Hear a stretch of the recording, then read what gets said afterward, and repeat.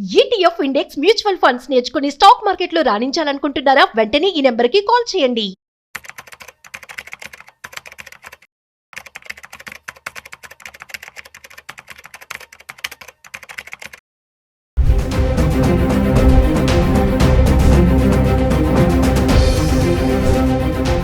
నమస్తే, welcome back to Suman TV. Present మనతో పాటు ఉన్నారు స్టాక్ మార్కెట్ అనలిస్ట్ సుందరామరెడ్డి గారు.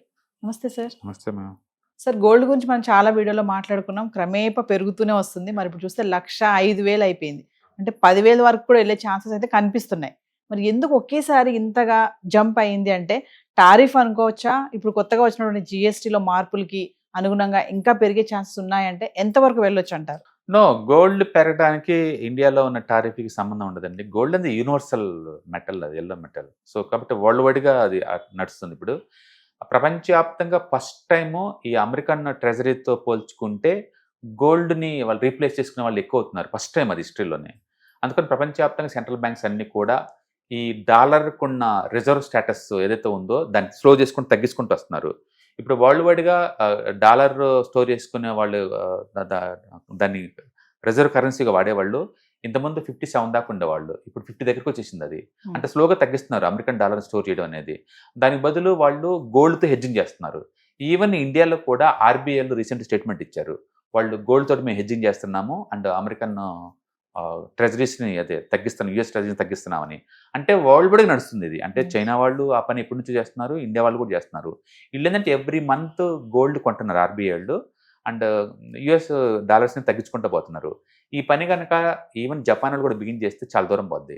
ఎందుకంటే ప్రపంచం మొత్తం మీద ఈ అమెరికన్ ట్రెజరీస్లో ఇన్వెస్ట్ చేసేవాళ్ళు జపనీస్, బ్రిటన్ అండ్ చైనా వాళ్ళు చాలా ఎక్కువ.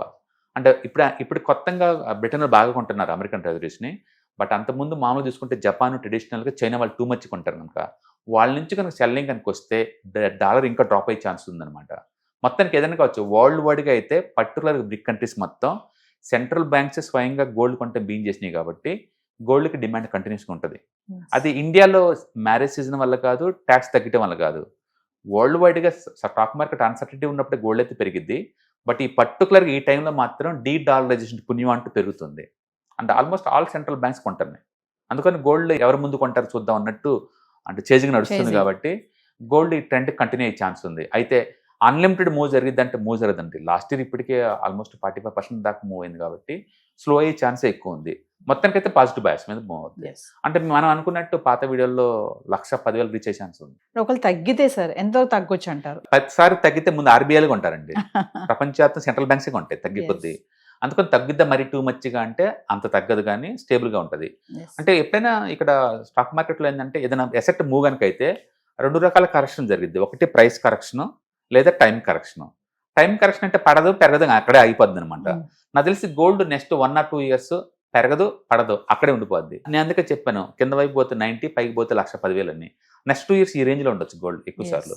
ఏదైనా సరే వరల్డ్ వైడ్ మూవ్ బట్టి ఇది డిపెండ్ అవుతుందండి. అంటే ఏదైనా సరే గోల్డ్ అనేది ఇయర్లీ 12% కావాలంటే మాత్రం ప్రతి ఒక్కళ్ళు ఉంచుకోవచ్చు. అండ్ సెంట్రల్ బ్యాంక్సే సాక్షాత్ హెడ్జింగ్ కోసం కొంటాని అంటే మనం ఎంత చెప్పండి. ఇంకా సిల్వర్ గురించి మాట్లాడుకుంటే అది కూడా అలాగే ఉంది. సిల్వర్ ఇంకా చాలా ఫాస్ట్ పెరుగుతుందండి. హాల్ మార్క్ కూడా వస్తుంది సిల్వర్ కి అని చెప్పేసి అంటున్నారు. అవును, ఎందుకంటే సౌదీ బ్యాంక్ కొంటుందండి. సెంట్రల్ బ్యాంక్స్ కూడా గోల్డ్కి ఆల్టర్నేటివ్గా సిల్వర్లో కొంట బీన్ చేశారు ఆల్రెడీ. అంటే ఇండస్ట్రియల్ యూటిలిటీ చాలా ఎక్కువ సిల్వర్కి. అందుకని నెక్స్ట్ డెకేడ్ బిలాంగ్స్ టు ఈ మెటల్స్లో సిల్వర్ గోయింగ్ టు రోల్ గోల్డ్తో కంపేర్ చేసినా సరే. ఎందుకంటే అటు ఇండస్ట్రియల్ యూటిలిటీ ఉంది, ఈ వైపు మళ్ళీ ఇన్వెస్ట్మెంట్ బీన్ అయింది గోల్డ్ సిల్వర్లో. అందుకని silver definitely going to rock compare to గోల్డ్తో పోల్చుకుంటే. అయితే కొత్తగా ఇన్వెస్ట్ చేసేవాళ్ళు దీంట్లో అగ్రెసివ్గా పెట్టచ్చు అంటే అంత అగ్రెసివ్ అవసరం లేదండి, కన్జర్వేటివ్ పెట్టుకుని బాగుంటుంది.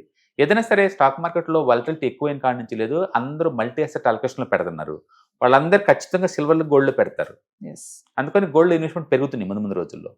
కాబట్టి ఆ ట్రెండ్ వరల్డ్ వైడ్గా ఉంది. ఇప్పుడు ఈ టైంలో మరి ఇన్వెస్ట్మెంట్ చేసే వాళ్ళు కరెక్ట్ టైం అంటారా? నో, నేను అనుకుంది ఏంటంటే అగ్రెసివ్గా అలొకేట్ చేయకుండా కన్జర్వేటివ్ కొంత అలొకేట్ చేయమంటాను. స్ట్రక్చర్లో చాలా స్ట్రాంగ్గా ఉంది గోల్డ్ చార్ట్స్ అండ్ సిల్వర్. రెండిట్లో ఒకటే తీసుకోమంటే సిల్వర్ రికమెండ్ చేస్తాను.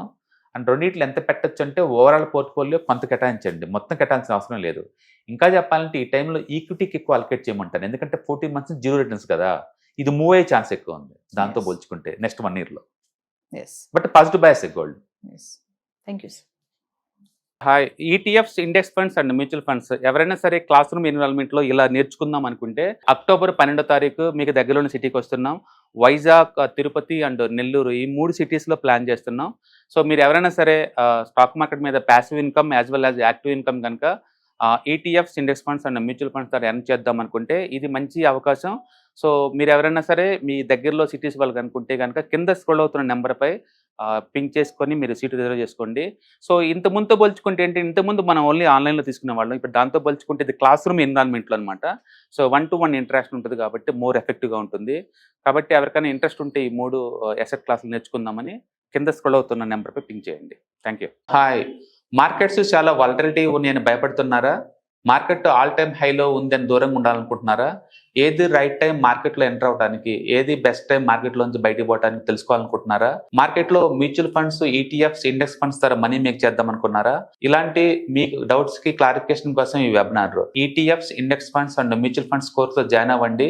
మీ డౌట్స్ క్లారిఫికేషన్ చేసుకోండి.